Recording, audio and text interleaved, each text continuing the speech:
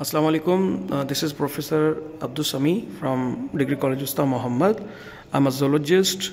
I'm teaching botany in the BS Botany department.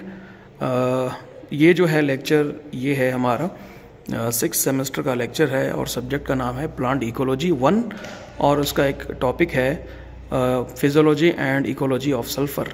Sulphur ये ऐसा word है जो आप सब जानते होंगे डिटेल के साथ भी।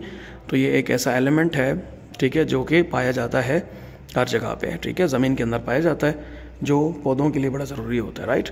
ये चौथा एलिमेंट होता है जो कि पौधों के लिए बड़ा ज़रूरी होता है, चौथे नंबर पे आने वाला है। इसका ये मतलब है कि और भी होंगे लेकिन ये चौथे नंबर पे आने वाला है, ठीक है। अब क्या ये इंसानों के लिए भी चौथे नंबर पे इस्तेमाल होता है, ये मतलब ज़्यादा ज़रूरी है, या इंसानों के जो एलिमेंट्स होंगे वो किसी और तरह के होंगे, ये मुझे कमेंट्स में आप बता सकते हैं, ठीक है। अच्छा, ये चौथा है एलिमेंट है प्लांट्स के हवाले से। इसका काम क्या होता है जी? ग्रोथ और डेवलपमेंट करवा रहा होता है। और इसके अलावा जो ना ये इंजामेटिक जो एक्टिविटीज़ होती हैं उसके अंदर भी अपना रोल। यू नो दैट के एंजाइम्स जो होते हैं वो किसी भी केमिकल रिएक्शन को स्पीड अप करने का काम देते हैं। तो आप ये देख रहे हैं कि helps in enzymatic activities part of enzymes and को एंजाइम्स, यानी कि सल्फ़र जो है ना सिर्फ वो एंजाइम्स को हेल्प करता है बल्कि ये खुद एंजाइम और को एंजाइम का भी एक पार्ट होता है। इसकी डिटेल के लिए आपको जाना पड़ेगा, जो है वो मुख्तलिफ़ किताबों में इसके चैप्टर्स हैं, मतलब चैप्टर है इसका एंजाइम का, वहाँ जाना पड़ेगा, right. So this was all about it's enzymatic activity. उसके बाद स्ट्रेस टॉलरेंस के लिए भी काम देता है कौन?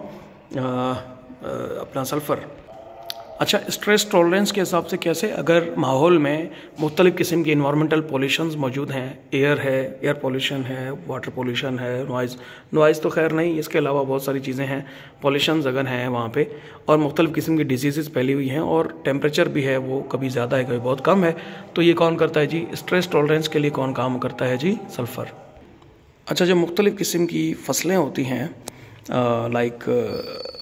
जैसे कि कोई गंदम वगैरह है या चावल वगैरह है, तो उसकी पाकिस्तान में क्या होता है कि एक हेक्टर पे तकरीबन हेक्टर ही होगा, I think, I am not sure, कि एक एकड़ से या एक हेक्टर से क्या होता है जी 20 से 25 मन जो है वो हम गंदम हासिल करते हैं पाकिस्तान में।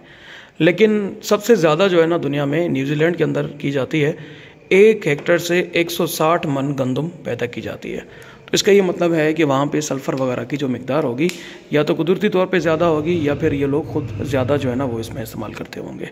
इसके अलावा एक चीज़ रह गई थी, न्यूट्रिएंट होमियोस्टेसिस का ये मतलब है कि अगर कोई न्यूट्रिएंट ज़्यादा है तो उसे वापस नॉर्मल पोजीशन पे लाना, और अगर कोई कम है तो उसे वापस ले आना अपने नॉर्मल उस पर। तो ये कौन कर रहा होता है जी? सल्फ़र कर रहा होता है। क्या लिखा है? Influences other essential minerals in their absorption. कोई भी अगर मिनरल है वो सही से एब्जॉर्ब नहीं कर पा रहा तो इसकी हेल्प कौन करता है? सल्फ़र कर रहा होता है। अगर कोई ज़्यादा हो जाता है तो उसको भी कौन नॉर्मलाइज कर देता है? That is also the sulphur. तो न्यूट्रिएंट होमियोस्टेसिस का काम कौन कर रहा होता है जी? सल्फ़र करवा रहा होता है। अगली बात इसके अंदर ये है कि plants absorb sulphur is sulphate and transport to the plastid.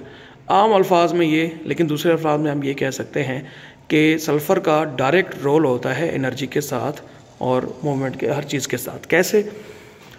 Plants absorb करते हैं सल्फ़र सल्फेट की सूरत में, डायरेक्ट सल्फ़र नहीं कर सकते, सल्फेट की सूरत में। Sulphur is also the part of sulphur, sulphate is also part of the sulphur. तो ये क्या होता है कि सल्फेट क्या करता है? पौधे के अंदर जाता है और ये ट्रांसपोर्ट किया जाता है, किस तरफ चला जाता है जी? पत्ते के अंदर, यानी लीव्स के अंदर। अब वहाँ पे प्लास्टिड मौजूद होते हैं, प्लास्टिड के अंदर क्लोरोफिल बनता है सल्फ़र की वजह से, और क्लोरोफिल वही चीज़ें होती हैं जो कि फोटोसिंथेसिस बनाते हैं। At the end we get the energy. तो साफ मतलब ये है कि सल्फ़र ही वो चीज़ें होती हैं जो ये सारे का सारा काम करवा रही हैं। गो के हाँ, जानता हूँ और भी चीज़ें हैं, लेकिन ये चीज़ें बड़ी ज़रूरी होती हैं, लाइक सल्फ़र। तो ये चीज़, इसके अलावा किसी भी सीड के अंदर जो ऑयल की क्वांटिटी होती है, कंटेंट होता है, वो कौन कर रहा होता है? मॉनिटर कौन कर रहा होता है? That is also sulphur.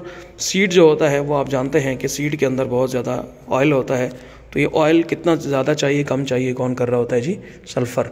अगर ये अच्छा काम करेगा तो वो सीड के अंदर अच्छा खासा जो है ऑयल पाया जाएगा, अगर ये सही से काम नहीं करेगा तो ये ऑयल कम पाया जाएगा। अगली बात, ये component of various amino acids, यानी सल्फ़र मुख्तलिफ अमीनो एसिड का कंपोनेंट होता है। ये रूट की ग्रोथ में भी बड़ा मदद देता है। कौन जी? ये सल्फ़र अगेन। डेफिशिएंसी की बात कर लेते हैं कि अगर सल्फ़र कम होगा तो क्या होगा, पौधे की सेहत पे क्या फ़र्क पड़ेगा। तो देख लें कि सबसे पहला पॉइंट जो है वो कंफ्यूज कर रहा है कि difficult to distinguish between nitrogen and sulphur deficiency.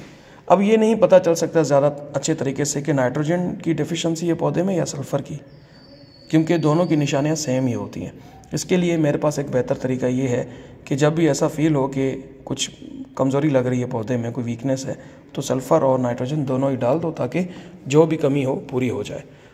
तो क्या होता है डेफिशिएंसी ऑफ सल्फ़र के अंदर कि येलो हो जाते हैं लीव्स। वो तो आपको पता है कि येलो लीव्स काम के नहीं होते, क्योंकि क्लोरोफिल सही से नहीं हो रहा तो एनर्जी इनको सही से नहीं मिल रही। इसका मतलब ये है सल्फ़र नहीं होगा तो ये चीज़ें होंगी। स्टंटेड ग्रोथ रुक जाती है। इसके अलावा फ्रूट वगैरह जो है छोटे हो जाते हैं। फ्रूट जो है वो येलो ग्रीन होते हैं, इसके एंड में फ्लावर्स जो होते हैं वो स्मॉल होते हैं। ठीक है। So this was all about the importance या physiology and ecology of sulphur.